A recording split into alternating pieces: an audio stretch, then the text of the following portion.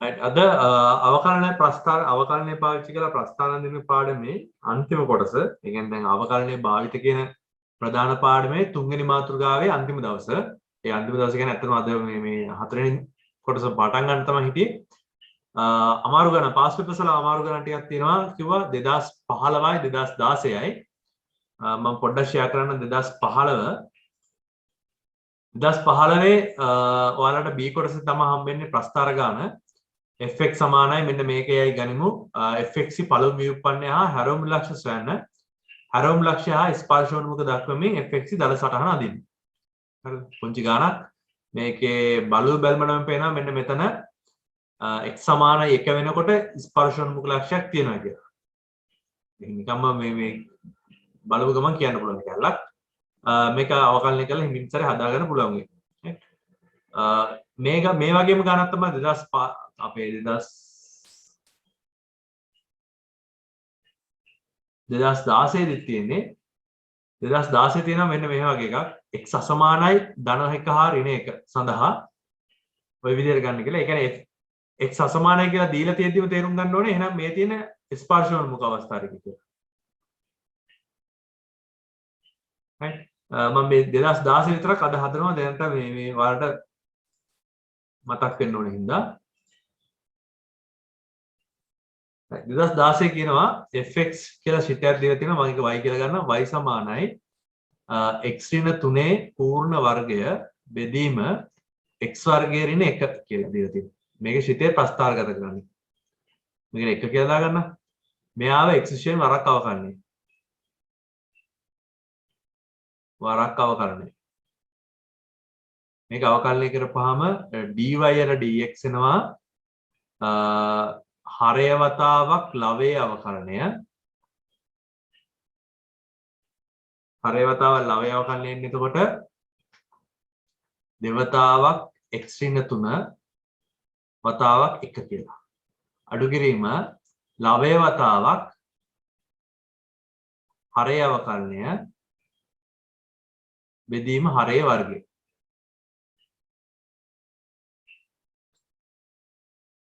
හරි මේක පොඩ්ඩක් සුළු කරවුවොත් එහෙම ඔයාලට පෙනෙයි x ඍණ 3 පොදු සාධකයක් x ඍණ 3 පොදු සාධකයක් දෙකේ ඉලක්කම පොදු සාධකයක් ඉතුරු කට්ටිය එනවා x වර්ගය ඍණ 1 ඍණ x වතාවක් x ඍණ 3 නේද? බෙදීම x වර්ගය ඍණ 1 පූර්ණ වර්ගය පොඩ්ඩක් සුළු කරමු.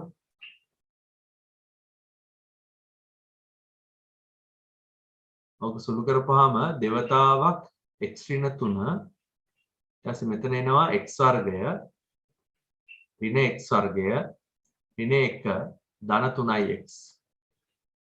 එතකොට මේ x වර්ගයට x වර්ගය කැපෙනවා සුළු කරලා x වර්ගය ඍණ 1 පූර්ණ වර්ගය පොඩ්ඩක් සුළු කරමු. දෙවතාවක් x ඍණ 3 3x ඍණ 1 බෙදීම x වර්ගය ඍණ 1 පූර්ණ වර්ගය තියෙන අවකලනය. හරි. පළවෙනි පියවර. ඊට පස්සේ දෙවෙනි කොටස dy යට dx සමානයි බිඳුවේදී ස්ථාවර ලක්ෂ්‍ය ලැබේ. එහෙනම් x අසමානයි ඍණ 1 ධන 1 විට x සමානයි 3 හා x සමාන 1 බෙදීම 3 දී ස්පර්ශෝන්මුඛ හම්බ වෙනවා. දී හැරවුම් ලක්ෂ්‍ය වේ. 3 හැරවුම් ලක්ෂ්‍ය වේ. ඊට පස්සේ පරාස වගුව ගන්න තව කැලක් කරන්න ඕනේ. මොකක්ද?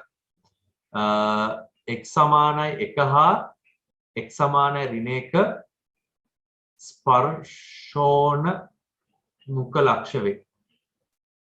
ඒ කියන්නේ මේවා මෙන්න මේ x සමාන 1ටයි x සමානයි ඍණ 1ටයි උත්තර තියෙන විදිහක් නැහැ fx වලට. ඒ කියන්නේ y වල උත්තර නැහැ. right? දැන් ගමු පරාස වගුව ගහනකොට දැන් ගොඩක් ಜಾති එනවා. මේ ලක්ෂ්‍ය සහ මෙයා. හරි. එතකොට මම ගන්නවා ඍණ අනන්තයේ ඉඳලා x ඍණ 1 වෙනකම් x සමානයි ඍණ 1 ඍණ 1 ඉඳලා x 1 බෙදීම 3 වෙනකම් x සමාන 1 බෙදීම 3 1 බෙදීම 3 ඉඳලා x 1 වෙනකම් x සමානයි 1 1 ඉඳලා x අපේ කීයද සමාන 1 ඉඳලා 3 වෙනකම් ඊට පස්සේ x සමානයි 3 ඊට පස්සේ 3 ඉඳලා x ධනානන්තය වෙනවා. ඔයගෙ ටිකක් දිගට එනවා ඒක.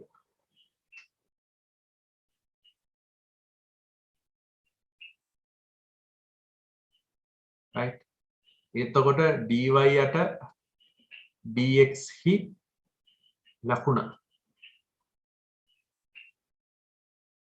හරිද dx වල ලකුණ. එතකොට මෙන්න මේ වගේ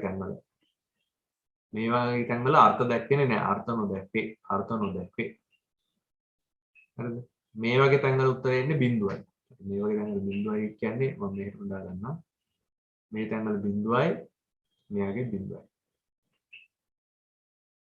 හරි ඊට පස්සේ ඍණ 1කට වඩා අඩු වර්ගයක් දැම්මොත් එහෙම බලන්න ආදේශ කළ ඍණ 1කට වඩා අඩු වර්ගයක් යට කොහොමත් උත්තරේ දාන ඍණ 1කට වඩා අඩු උත්තරයක් ආදේශ කරනවා ඍණ වැඩි වෙනවම දාන්න. ඍණ 1ත් එක විදිහම බිඳුව වර්ගයක් ආදේශ කළාම බිඳුව ආදේශ කරපුවාම ඍණ ධන ගත්තා. ඊට පස්සේ එකත් එක බෙදීම 3ත් එකත් අතර නිකන් 0.5 වගේ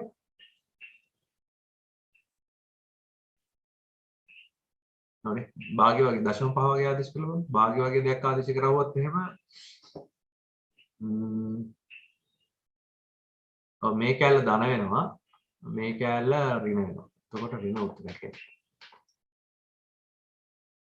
ඊට පස්සේ මෙතන ගත්තොත් එහෙම එකත් දෙක ඉලක්කම ආදේශ කරොත් මෙතන ඍණ වෙනවා මෙතන ධන වෙනවා.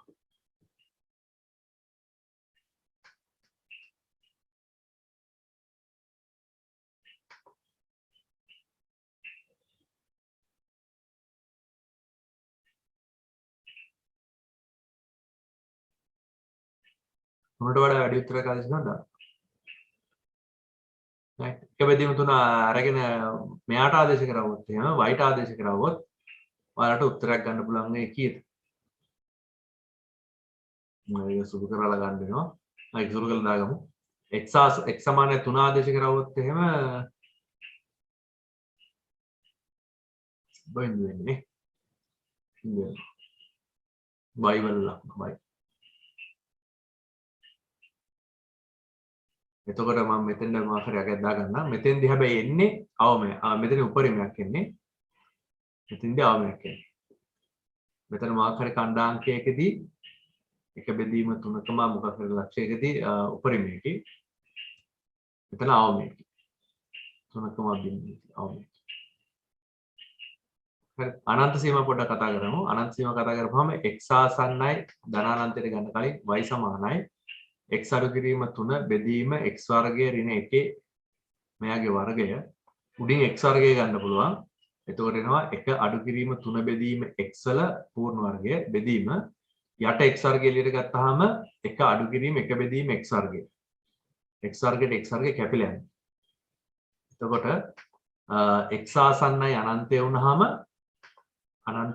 y යන්නේ අනන්තයට යනවා. y යන්නේ බිඳුවට. x කියන එක්කෙනා ඍණ අනන්තයට ගියාම ඒත් y යන්නේ බිඳුවටම තමයි. ඒතර පොඩි ප්‍රශ්නයක් එනවා නේද? ඔව් බලමු. දැන් මේ සුළු කිරීම බලමු දැන්.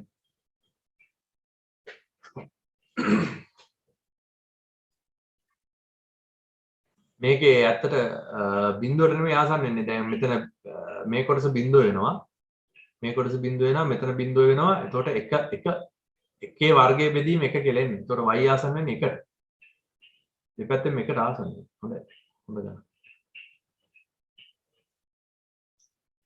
right ඊට පස්සේ මෙතන අගේ ආදේශ කරපුවම ආවේ උත්තරේ ඍණ 8යි කියලා.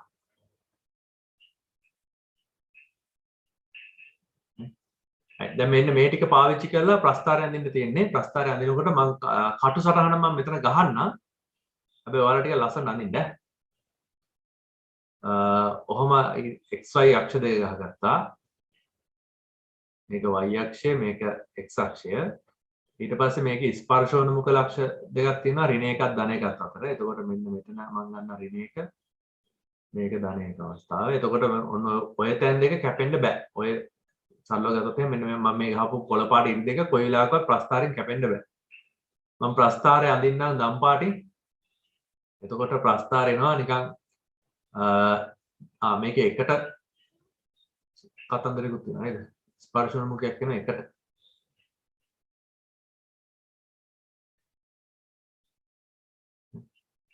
මෙතන 1යි. මෙතන ඍණ 1යි ධන 1යි. හරි. ඊට පස්සේ බිඳුවකම බිඳුවේදී 3කම බිඳුවේ.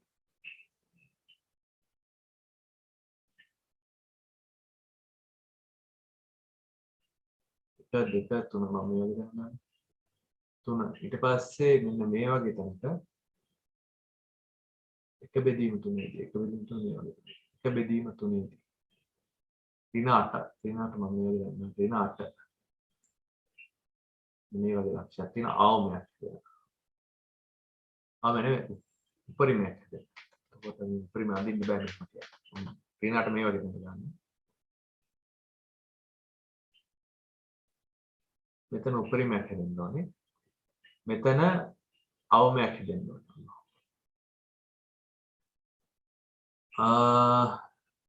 මේකේ මේ පැත්තෙන් ගියාම ධනානන්තයට යනකොට උත්තරේ එකට ආසන්න වෙන්න ඕනේ. ඉතින් ආසන්න අවස්ථාව ඔහොම දාගන්න.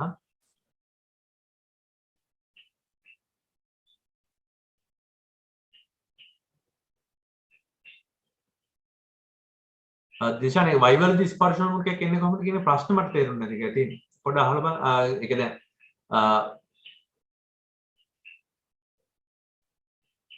x ආසන්නයි ධනානන්තයට යනකොට හරිද? අර x වර්ග කැපිලා ගිහිල්ලා වැල්ලා y වල උත්තරේ එන්නේ 1යි කියලා. බලන්න. මේ x වර්ගයට x වර්ගය කැපෙනවා. මේ මෙන්න මේ කොටසේ මෙන්න මේ තැන් වලට අනන්තය දැම්මොත් එහෙම 3 බෙදීම අනන්තය කියන්නේ බිඳුවයි මෙතනත් බිඳුවයි. එතකොට එක බෙදීම එක එන්නේ. ධනානන්තය දැම්මත් එක එන්නේ ඍණානන්තය දැම්මත් එක එන්නේ. එතකොට ප්‍රස්ථාරයේ දැන් මෙහෙම යන්න තිබ්බ ප්‍රස්ථාරයේ මේ උඩට යන්නේ නැතුව එයා එකට තමයි ආසන්න වෙන්නේ. මේ විදිහට ආසන්න වෙන්නේ. ගම් පාටින් දෙන්න. ප්‍රස්ථාරයේ මෙහෙම අවමයක් හිටිනවා. අවමය ඇවිල්ලා දැන් මේක ධනානන්තයට x වල ධනානන්තයට y වලගේ ඔන්න ඔය විදිහට එකට ආසන්න වෙන විදිහට තමයි යන්නේ. හරිද? මේකෙත් ඒ වගේ මේකේ උපරිමයක් ආවනම් දැන් එතකොට ඍණ එකක් ධන එකක් අතර කොහෙද යන්නේ කියලා ප්‍රශ්න තියෙනවා. ඍණ එකක් ධන එකක් අතර යන්නේ මේක මෙහෙම ආවා. ප්‍රස්ථාරය මේ පැත්තෙන් ආසන්න වුණා ඍණ එකට. මෙයාගේ මේ පැත්තෙන් ආසන්න වුණා ධන එකට. හැබැයි මොනම හේතුවක් නිසාවත් මේ කොළ පාට රේඛාව කපන්න බෑ. මෙතන ගත්තොත් එහෙම ඍණයකට වඩා අඩු අවස්ථාවේ ඍණයකට වඩා අඩු ඒ කියන්නේ ඍණ මෙන්න මේ පැත්තේ මෙන්න මේ කලාපෙදී ප්‍රස්ථාරය හැදෙන්නේ ධන අනුක්‍රමණය සහිතව. ධනානුක්‍රමණය සහිතව කියන්නේ එහෙනම් ප්‍රස්ථාරය ඔන්න ඔය වගේ සුළු කෝණයක් තමයි හදන්න ඕනේ. මෙන්න මේ විදිහ සුළු කෝණයක්. හැබැයි හදන ප්‍රස්ථාරයේ x වල ඍණානන්තය දක්වා ගියොත් x වල ර්ණානන්තයට යනකොට y වලට යන්න ඕනේ එකට. එහෙනම් ප්‍රස්ථාරයේ හැරෙනවා මෙන්න මෙතෙන්ද. මෙහෙම හැරෙන්න ඕනේ. මෙහෙම හැරිලා මේක දිගේ එන්න බෑ හේතුව මෙයා කැපෙනවා. කැපෙන්නේ නැති වෙන්න නම් එහෙනම් අනිවාර්යයෙන්ම මෙයාට ස්පර්ශ වෙන විදිහට ප්‍රස්ථාරය ওই විදිහට හැරිලා යන්න ඕනේ. මෙතනත් ගත්තොත් එහෙනම් මෙතනත් ප්‍රස්ථාරය මෙන්න මෙතනින් පටන් අරගෙන කොහොම ඇවිල්ලා තමයි යන්නේ. මේක මේ ගොඩාක් ලස්සනට අඳින්න බෑ මේ බෝඩ් එකේ හින්දා ලස්සනට ඔයාලට පැන්සලෙන් වගේ අඳිනකොට ඔක හරියටම අඳ ගන්න පුළුවන්. right ඊළඟ කාරණාව තමයි මේකේ ඊට පස්සේ දෙවෙනි අවකල සංගුණකේ පාවිච්චි කරලා නතිවර්තන ලක්ෂ තියෙනවා නම් ඒව හොයාගන්න ඕනේ. මේක ඇත්තටම නතිවර්තන ලක්ෂ සාමාන්‍යයෙන් තියෙන්න පුළුවන්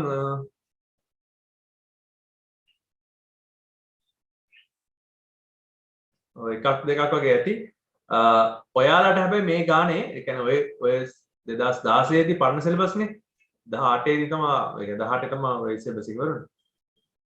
ඒ කාලේ ඒක තිබ්බේ නැහැ. හරිද? ඔයාලට වෙලාව තියෙනවා නම් මහන්සි වෙන්න පුළුවන් නම් මේක ආයෙත් සිතේ තවමතාවක් අවකලනය කරලා ඒක ටිකක් සුළු කරලා ඒක උත්තරේ බිඳුවට සමාන කරලා එන x කණ්ඩායම ටික හොයාගත්තොත් එතකොට අපිට කියන්න පුළුවන් නතිවර්තන ලක්ෂ්‍ය මොනවද කියලා. ස්ථාවර නොවන නතිවර්තන ලක්ෂ්‍ය මොනවද කියලා. පැහැදිලිද?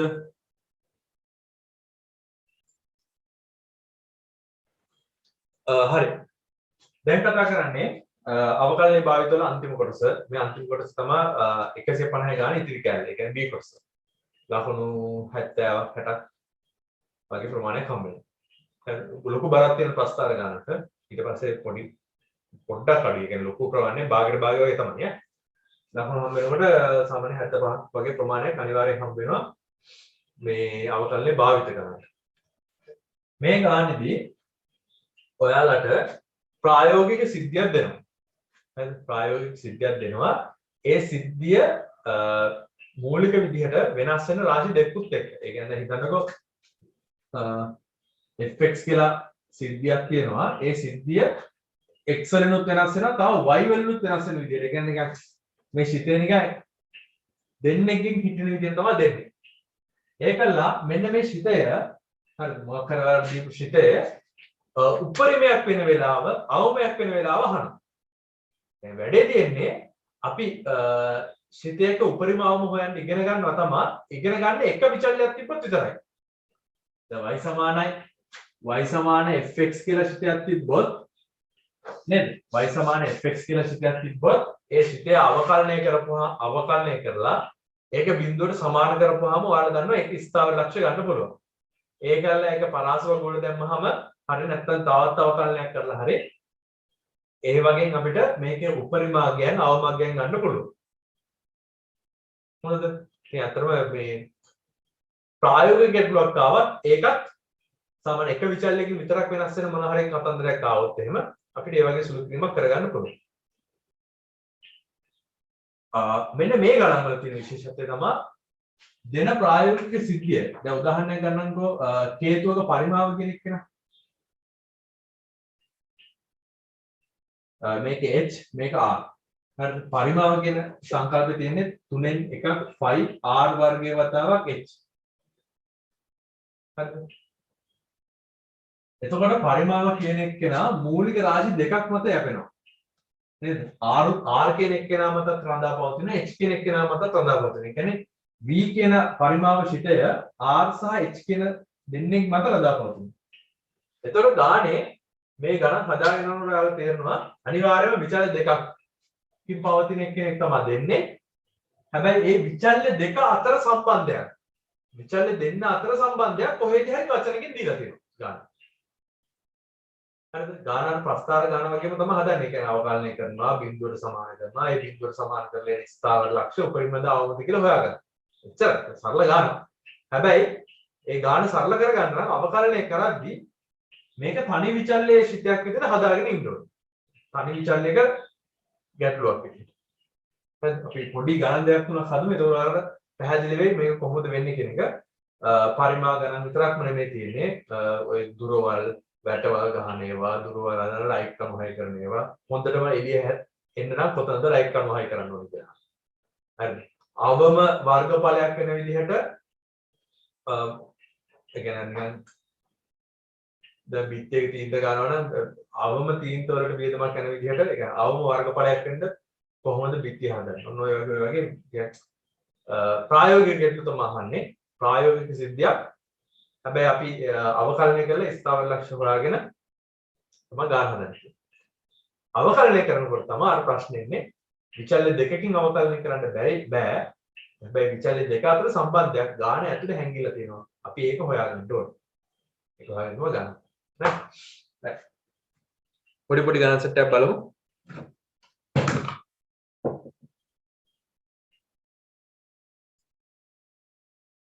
right. ඔයාලට පොඩි උදාහරණ ගන්න ඉස්සෙල්ලාම කියලා දෙන්න. මේ A කියන ලක්ෂයේ ඉන්න මිනිස්සෙක්. හරිද? මෙතන ඉන්න මිනිස්සෙක්. මෙතන ඉන්න මිනිස්සෙක්. හරි. ඒ කියන්නේ ජීවිත ආරක්ෂකයෙක් මේ මුහුද B කියන තැන හරිද? වෙරළේ ඉඳලා මීටර් 20ක් ඈතින් මේ මිනිස්සෙක් ඉන්න B කියලා තැනක මිනිස්සෙක් ගිලෙනවා. හරි. දැන් මොකද කරන්නේ මේ ජීවිත ආරක්ෂක බටයා දුවගෙන ගිහිල්ලා හරි පීනගෙන ගිහිල්ලා හරි නැත්තම් දුවලා ටිකක් පීනලා හරි මනස බේර ගන්න ඕනේ. හරිද? දැන් බේර ගන්නවා නම් අඩුම කාලයක් ඇතුළත මෙතන ළඟා වෙන්න ඕනේ. නේද? අවම කාලයක් ඇතුළත මෙතන ළඟා වෙන්න ඕනේ. හරිද? දැන් කාට හරි හිතෙන්න උලා මට ව්‍යායාමයක් මුලක් කරන්න ඕනේ නැහැ. මෙහෙම කෙලින්ම මේ ටික දිව්වා. මෙතන ඉඳලා මෙතෙන් දිව්වා නම් හරිනේ කියලා. මෙතෙන් ගියා මෙතෙන් පීනවා නම් හරිනේ කියලා. හරි. තවත් එක්කෙනෙකුට හිතෙන්න පුළුවන් අනේ ඉතින් මෙච්චර මේ වටේ යන්න ඕනේ නැහැ නේ. මෙතන ඉඳන් මෙතෙන් කර්ණයනේ තියෙන්නේ. මෙතෙන් ඉඳන් මෙතෙන් පීනවා නම් හරිනේ කියලා. වැඩේ තියෙන්නේ වතුරයා මේ දිග පීනනකොට හරි මෙතන 20යි නම් මෙතන 50යි නම් මේ දිග හොයාගන්න පුළුවන් පය දෙකක් වෙනදා එච්චරම නැහැ. සාමාන්‍ය වෙලාව දැන් මේ අර පළවෙනි ක්‍රමයට ගියා නම් තප්පරයට මීටර් 5යි නම් මීටර් 50ක් යන්නේ මෙතෙන්ට තප්පර 10යි මෙතෙන්ට තප්පර 10යි තප්පර 20ක් යනවා. අපි බලන්න තප්පර 20ට වඩා අඩු කරගන්න පුළුවන් ක්‍රමයක් තියෙනවද කියලා. අපි මේක මම ඔයාලා නෝට් එක එකෙන් දුන්නේ මේක තප්පරයට මීටර් 2යි කියලා මම මේක තප්පරයට මීටර් 1ක් කරන්න නේ. එතකොට මේ ගාන චුට්ට වෙනසක් වෙනවා. මොකද මිනිස්සේ තප්පරයට මීටර් 2ක වේගයෙන් වගේ මේ පීනන්න අමාරුයි. තප්පරයට මීටර් 5ක වේගයෙන් දුවන්න අමාරුයි. මේක දෙකක් කරගන්න නම් ගාන පොඩ වෙනස් වෙනවා නේ. දිවනවා නම් තප්පරයට මීටර් 2ක වේගයෙන් දුවන්න පුළුවන්. පීනනවා නම් තප්පරයට මීටර් 1ක වේගයෙන් පීනන්න පුළුවන්. අඩුම කාලයකින් අතෙන්ද ළඟා වෙන්න. හරිද? අඩුම කාලයකින් අතෙන්ද ළඟා වෙන්න එයා කොච්චර දුරක් ගොඩබිම යන්න ඕනේද? කොච්චර දුරක් එයා පීනන්න ඕනේද කියලා වගේ අහනවා. නැත්තම් අඩුම කාලයකින් එතෙන්ද ළඟා වෙනවා නම් කොච්චර දුරක් කොහොම පීනන්න පුළුවන්? කාලය කොච්චරද? අඩුම කාලය කොච්චරද? ඔය වගේ දෙයක් අහනවා. එතකොට මම ගන්නවා මේ විදිහට. හරි. දැන් මම මේ ඒ වල ඉන්න ජීවිත ආරක්ෂකයා මම හිතනවා මෙතන ඉඳලා මෙතෙන්ද ගියා. හරිද? එතකොට මෙතන ඉඳලා මෙතෙන්ද ගියපු දුර මම දාගන්නම් දැන් පයිතර්ස් වල දාගන්න වෙනවා සීන් එකක් තියෙන හින්දා මම මෙතෙන්ද මේ දුර දාගන්න මෙන්න මෙතන ඉඳලා මෙතෙන්ද තියෙන දුර x කියලා ගන්න. ඒතකොට ඒක හරිනේ. මේ දුර x කියලා ගන්න. එතකොට මෙයා මෙහෙට ගිහලා තියෙනවා 50 රින් x දුර. හරි ගොඩබිමේ එයා 50 රින් x දුරක් දුවලා තියෙනවා. ඒකල්ල එතන ඉඳලා තමයි මෙතෙන්ද පීනලා තියෙන්නේ. ඒ දුර මම දැනට l කියලා ගන්නම්. එතකොට මෙයාට ගත වෙච්ච කාලය ලියන්න පුළුවන්. කාලය සමානයි මෙතන ඉඳලා මෙතෙන්ට ගත වෙච්ච කාලය t1 කියලා ගත්තොත් මෙතන ඉඳලා මෙතෙන් මම මේ c කියලා ලක්ෂණ කරනවා. TAC TCB කියලා ලියන්න පුළුවන්. ගත වෙච්ච කාලය. මේ කාලය කියන එක ලියන්න පුළුවන්. මෙතන ඉඳලා මෙතෙන්ට තියෙන දුර AC දුර බෙදීම එයාගේ ඒ වේගය 2යි මෙෂන් එක ධන CB දුර බෙදීම ඒකේ වේගය 1යි. හරි. ඒ දුරවල් මම ලියුවොත් එහෙම AC කියලා ගත්තම 50 අඩු කිරීම x දුරක්. CB කියලා ගත්තේ L දුරක්. L දුරක්. දැන් අහනවා අවම කාලයකින් ළඟා වෙන්න. අවම කාලයකින් ළඟා වෙන්න නම් මේ තියෙන කාලය දුර කියන එක පාවිච්චි කරපු විෂයක්. කාලය කියන එක න දුර කියන විචල්්‍ය පාවිච්චි කරලා හදපු විෂයයක්. වැඩේ තියෙන්නේ x කියන එක්කෙනයි l කියන එක්කෙනයි දෙන්නම මේ ශිතේ වෙනස් වෙනවා.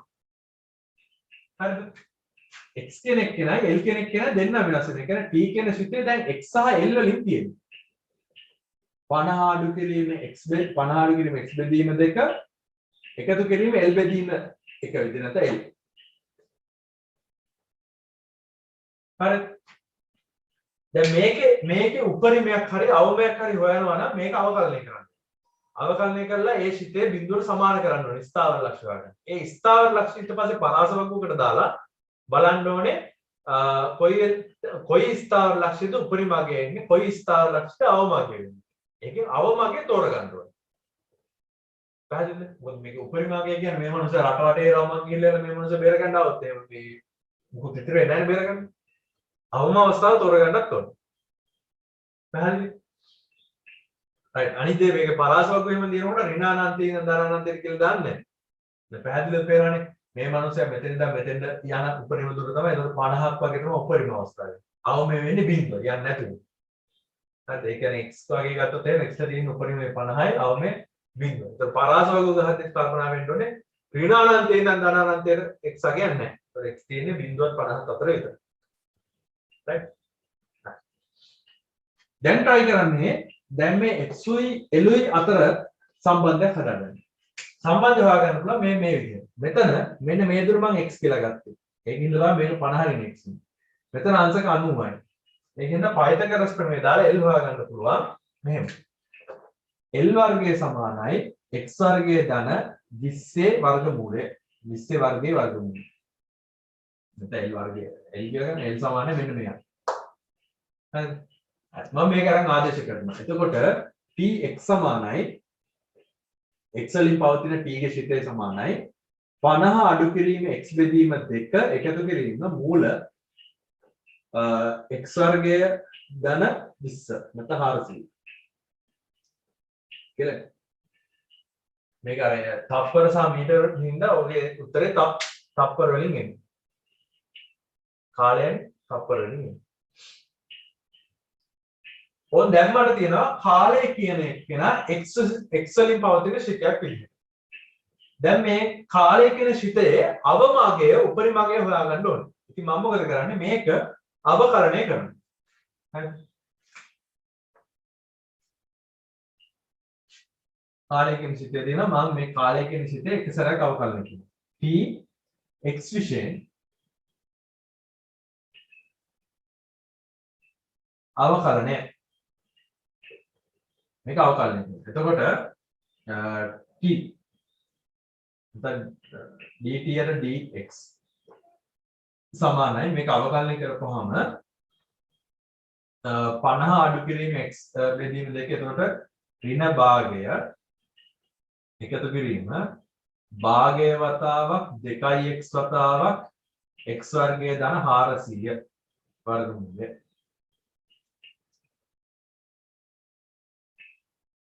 පැහැදිලි?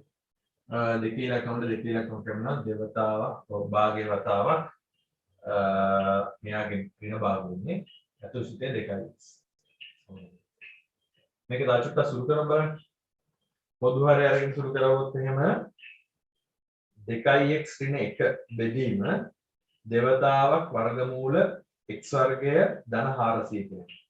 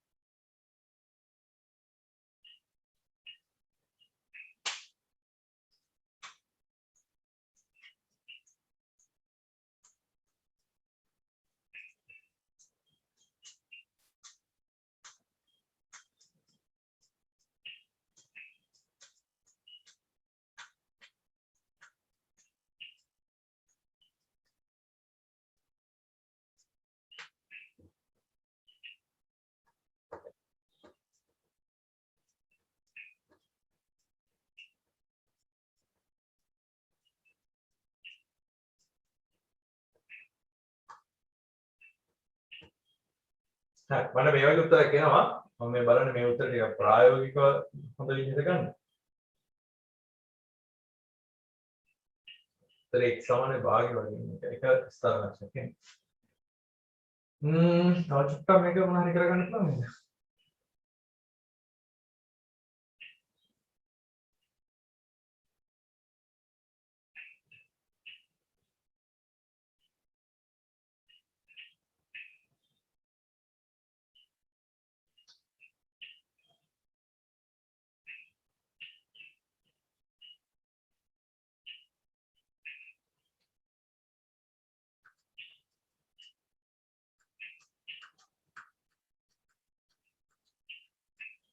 right කවන්න මේක නම්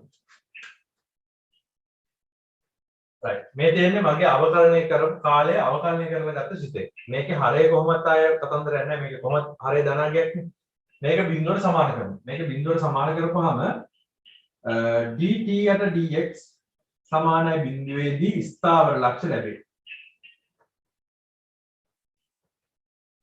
හරි ස්ථාවර ලක්ෂ ලැබේ එතකොට ස්ථාවර ලක්ෂ ලැබෙන්නේ කොයි වෙලාවද x සමානයි භාගය මීටර x සමානයි භාගයයි දැන් බලන්න ඕනේ x සමානයි භාගය කියන එක නා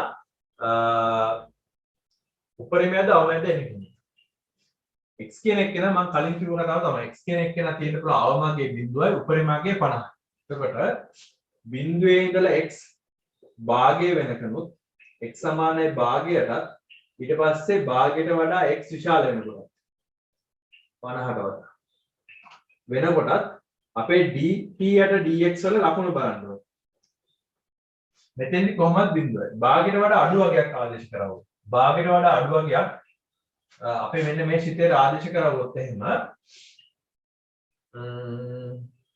නෑ මෙන්න මේ මෙතන සිතේ ආදේශ කරවුවොත් භාගයට වඩා අඩු වගයක් ආදේශ කරවුවොත් මෙතන භාගයට වඩා අඩු වෙනවා කියන්නේ මෙතන උත්තර ඍණ වෙනවා මේක ඍණ වෙනවා මේක ධන වෙනවා ඍණ ධන වෙනවා කියලා කියන්නේ මෙන්න මේක ඔය විදිහට අවමයක් තමයි හැදෙන්නේ එතන t වල අගය හොයාගන්න ඕන නම් භාගය අරගෙන ආදේශ කරනවා මෙතෙන් භාගය අරගෙන ආදේශ කරනවා මෙතන භාගයක් වෙනවා 100යි 99 බෙදීම 4ක් වෙනවා අතෙන්ද භාගය අරගෙන ආදේශ කරපුවාම එක බෙදීම 4යි 400 400 වගේ 20ම වගේ තමයි 20යි 99 බෙදීම 4 කියලා කියන්නේ සාමාන්‍ය කියනවා භාගයක් නේ මෙතන භාගයක් අඩු කරන්න නැහැ වගේ 50 25යි 20යි තප්පර පොඩි ප්‍රමාණයක් ගන්න. ඒ කියන්නේ සරලව ගත්තොත් එහෙම එයා ඇත්තටම මෙතන ඉඳලා මෙතෙන්නම දුවන්න ඕනේ. මේ හරිය වගේ තැනකම දුවල වෙලා මෙතන ඉඳලා පීනන්න. එහෙම පීනුවොත් තමයි අඩුම කාලයකින් එයාට මෙතෙන්ට යන්න පුළුවන්. ඒ කියන්නේ එයා මෙතන ඉඳලා මෙහෙම පීනුවොත් බෑ. මෙතන ඉඳලා භාගයක් පීනලා භාගයක් ඒ කියන්නේ භාගයක් දුවලා භාගයක් පීනුවයි කියලා එහෙමත් බෑ. මෙයා මෙන්න මෙතෙන්ටම දුවලා මෙතන ඉඳන් මෙහෙම පීනුවත් බෑ. එයා අනිවාර්යයෙන්ම මෙතන ඉඳලා හරි මෙතන ඉඳලා මීටර් 49.5ක් දුවන්න ඕනේ.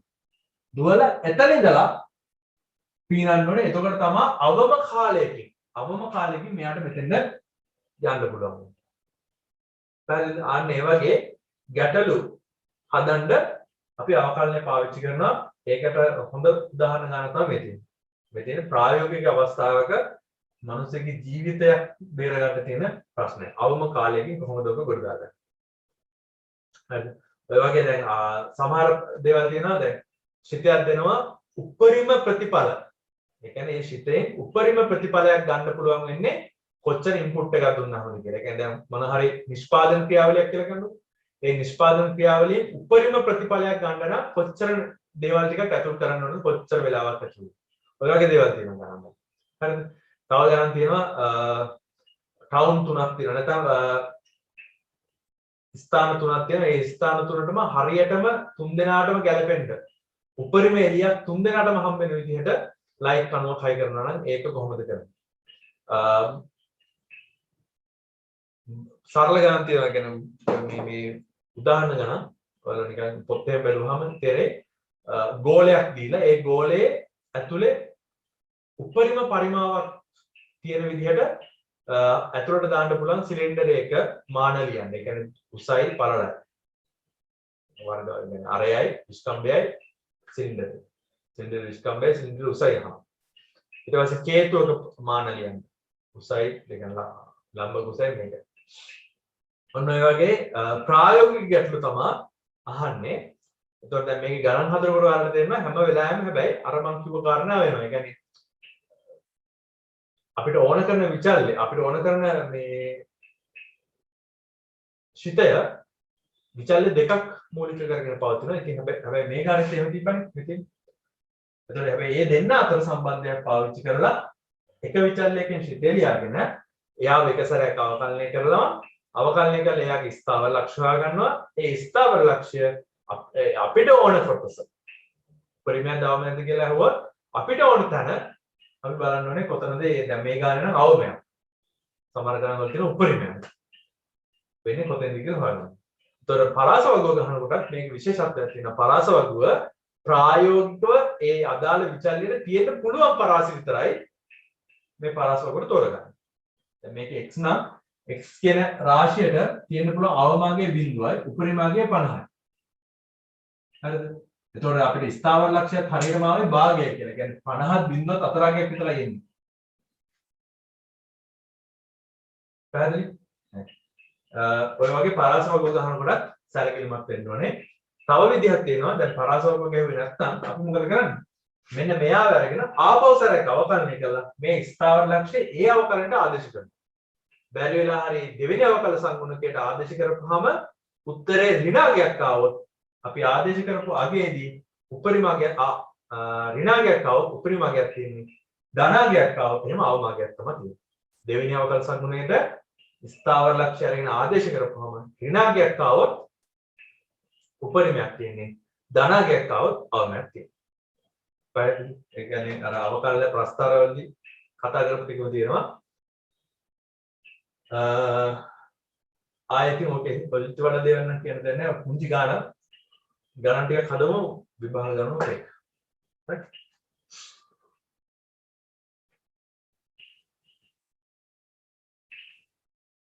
ගාන මේ විදිහට වෙනස් කරගන්න ඕනේ.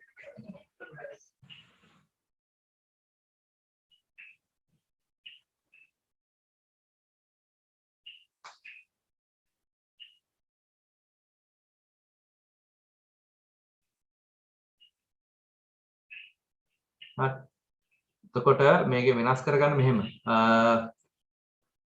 පහත දල රුපියල් ආකාරයේ පිහිනුම්කරුවෙක් සහ ජීවිතාරක්ෂකයෙක් පිළිවෙලින් මුහුදේ ගිලිමෙන් සහ තිරක් සිවුරේ සිටී.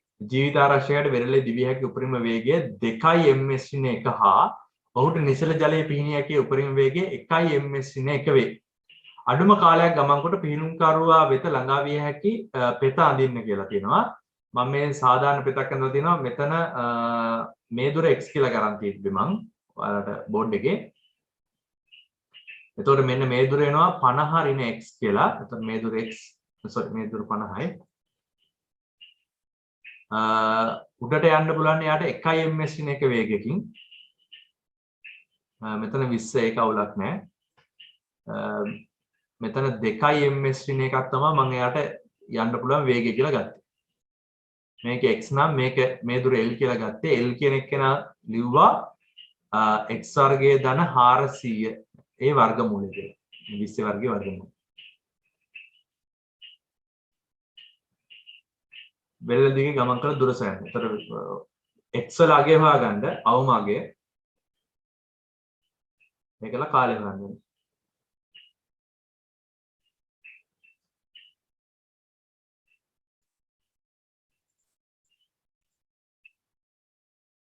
ටියුට් එක 48 වෙනි ගානේ කියනවා ඍජු කෝණාශ්‍රාකාර ගෙවත්තක් සෑදී ඇත්තේ 72 මීටර වර්ග මීටර 72ක් වූ ඍජු කෝණාශ්‍රාකාර මල් පාත්‍යකින් සහ ඒවට ඇති පාරකින් මල් පාත්‍ය වට සමාන්තර පාද දෙකක් ඔස්සේ 2 මීටර පළලද ඉතිරි සමාන්තර පාද ඔස්සේ 1 මීටර පළලද පාර සාදා ඇත.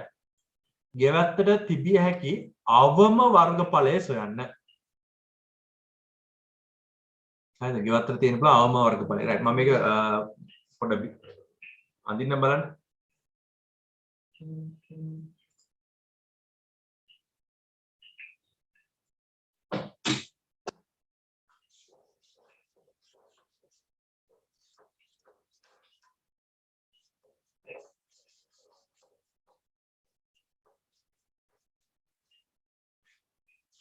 මේ විදිහට තියෙනවලු ගෙවත්තක්. හරිද? ගෙවත්තක් කියන්නේ මේ ගෙවත්තේ මල් පාත්‍ය තමයි මම මේ යන්නේ. ඒක 72යි වර්ග මීටර වෙනවා. හොඳද? ඊට පස්සේ මේකේ පාරක් තියෙනවලු. මම මේ පැත්තට 1 මීටර නා දාන්නම්. මේ පැත්තේ 2 මීටර කෙනෙක් ඉන්නවා.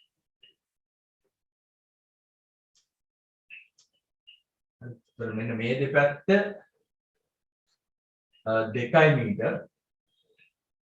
හරිද? මේ කොටස් 1 මීටර. හරි. එතකොට මම මෙයාගේ පළල A කියලා ගත්තොත් මේක මේ පැත්ත දිග A මේ පැත්ත දිග B කියලා ගත්තොත් ඔයාලට මෙතන ඉඳන් මෙතෙන්ට තියෙන දිග එනවා B එකතු කිරීම 2 2 4යි. B එකතු කිරීම 4ක් කියලා. හරි.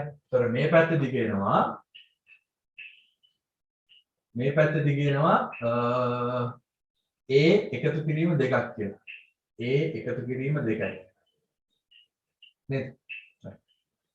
එතකොට ගෙවත්තේ වර්ගඵලය මට ලියන්න පුළුවන්. ගෙවත්තේ වර්ගඵලය කැපිටල් A කියලා ගමු. A සමානයි A ධන 2 වතාවක් B ධන 4. හරිද? ගානේ අහන්නේ ගෙවත්තට තිබිය හැකි අවම වර්ගඵලය. මෙන්න මේ ශිතයට තියෙන බුල අවම අවස්ථාව. අවම වර්ගඵලය ගන්න නම් තියෙන බුල අවම වර්ගඵලය කොච්චරද කියලා අහන්නේ. දැන් වැඩේ තියෙන්නේ මේ වර්ගඵලය කියන එක්කෙනා A කියන විචල්‍ය සහ B කියන විචල්‍ය. ඒ කියන්නේ මේ මල් පාත්තේ දිගයි පළලයි මත රඳාපවතිනවා. දිග වෙනස් වුණොත් එක උත්තරයක්, පළල වෙනස් වුණොත් එක උත්තරයක් කියන විදිහට තමයි තියෙන්නේ. හරි. අපිට පුළුවන් මේ වගේ දෙයක් කරගන්න. දැන් මේක අවකලනය කරන්න බෑනේ. ඇයි? විචල්‍ය දෙකක් තියෙනවා. A සහ B.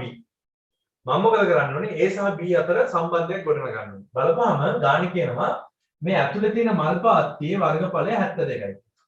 ඇතුලේ තියෙන මල් පාත්තියේ වර්ගඵලය 72යි කියලා. ඒතකොට මට ලියන්න පුළුවන් තවද ඇතුලේ තියෙන මල් පාත්තියේ වර්ගඵලය සමානයි 72යි. එහෙනම් මම මේකෙන් එක්කෙනෙක් උක්ත කරගන්න පුළුවන් කොහොමද? A සමානයි 72 බෙදීම B කියලා. හරි. මම ඒක අරගෙන දැන් ඊට පස්සේ අරයට ආදේශ කරනවා. එම නිසා A කියන එක්කෙනා ලියන්න පුළුවන් 72 බෙදීම B එකතු කිරීම 2 වතාවක් B ධන 4. සුට්ට සුළු කරමු. මේක සුළු කරපුවාම එනවා මෙයාගෙන් වැඩි කරපුවාම 72යි මෙයාගෙන් වැඩි කරපුවාම 4 වතාවක් 72 බෙදීම B මෙයාගෙන් වැඩි කරපුවාම 2යි B මේකෙන් වැඩි කරනවා 8යි. හරි. චූට්ටක් සුළු කරමු. මෙතන එනවා 80 නේ. 80 එකතු කිරීම 4 වතාවක් 72යි 144යි 288යි B 288 බෙදීම B මගේ B වල ඍණ 1 වෙනි බලය කියලා දාන්නද? B වල ඍණ 1 වෙනි බලය ධන 2යි B කියලා ඔන්න ඔය විදිහට කොටසක් එනවා. දැන් ඕක මට වර්ගඵලය කියන එක කෙනා B ගේ ශිතයක් විදිහට තියෙනවා. දැන් මම මොකද කරන්නේ? A කියන ශිතය B විශේෂ වරක් අවකලනය. B විශේෂ වරක් අවකලනය කරනවා. එතකොට DA DB DB සමානයි අවකලනය කරපුවාම එන්නේ 288 ඍණ 1 වතාවක් B වල ඍණ 2 ධන 2යි. හරි මම මේක පොඩ්ඩක් සුළු කරන්නම්. මේක සුළු කරපුවම ඔයාලට තේරෙනවා 2 අඩු කිරීම නැත්නම් 2යි B වර්ගය අඩු කිරීම 288 බෙදීම B වර්ගය කියලා එන්නේ. පොදුවර මේ පොඩ්ඩක් සාධක සුළු කරමු. සුළු කරපුවාම දෙකේ ඉලක්කම සාධකයක් එළියට එනවා B ඍණ 12 B ධන 12 කියලා ගලවන්න පුළුවන්. එතන B වර්ගය B වර්ගයේ ඍණ 144 එන්නේ 144 වර්ගමූලය කියන්නේ 12යි. ඒකවල වර්ග දෙක අන්තරයට දෙන්නේ සාධක දෙක ගලවන්න. ඍණාගයක් තියෙන්න බෑ B වලට. ඒකින්ද තියෙන්න පුළුවන් B ධන 12 විතරයි. right මම මේව ස්ථාවර ලක්ෂ කියලා ලියන්නේ. DA යට DB සමානයි බිඳුවේදී ස්ථාවර ලක්ෂ B සමානයි 12යි B සමානයි ඍණ 12 මේක B සමානයි ඍණ 12 නොපවතී. හරිද? ඒතර B සමානයි 12ක් එන්න ඕනේ. ඊට පස්සේ මම මොකද කරන්නේ? B සමානයි 12 පාවිච්චි කරලා මම මේක පරාස වගුව ගහනවා. බලමු කොහොමද ගහන්නේ කියලා. b වල තියෙන පුළුවන් උපරිම අගය වෙන්නේ 72. හරි. අවම අගය වෙන්න පුළුවන් දැන් වර්ගඵලයක් තියෙනවා අනිවාර්යෙන් දිගක් තියෙන්න බෑ. ඔව් බිඳුවට වඩා වැඩි වෙන්න ඕනේ 72කට වඩා අඩු වෙන්න ඕනේ. හරි. ඒතර b වල තියෙන පරාසය තමයි බිඳුවට වඩා b අපේ ස්ථාවර ලක්ෂ්‍ය 12. 12 ඊට පස්සේ b සමානයි 12 ඊට පස්සේ 12ට වඩා b විශාල 72. d d a යට d b ගේ ලකුණ. හරි. ලකුණ ගත්තොත් මෙතන බිඳුවයි. බිඳුවට වඩා අඩු වර්ගයක් අරගෙන ඉන්න මෙතෙන් ආදේශ කරනවා.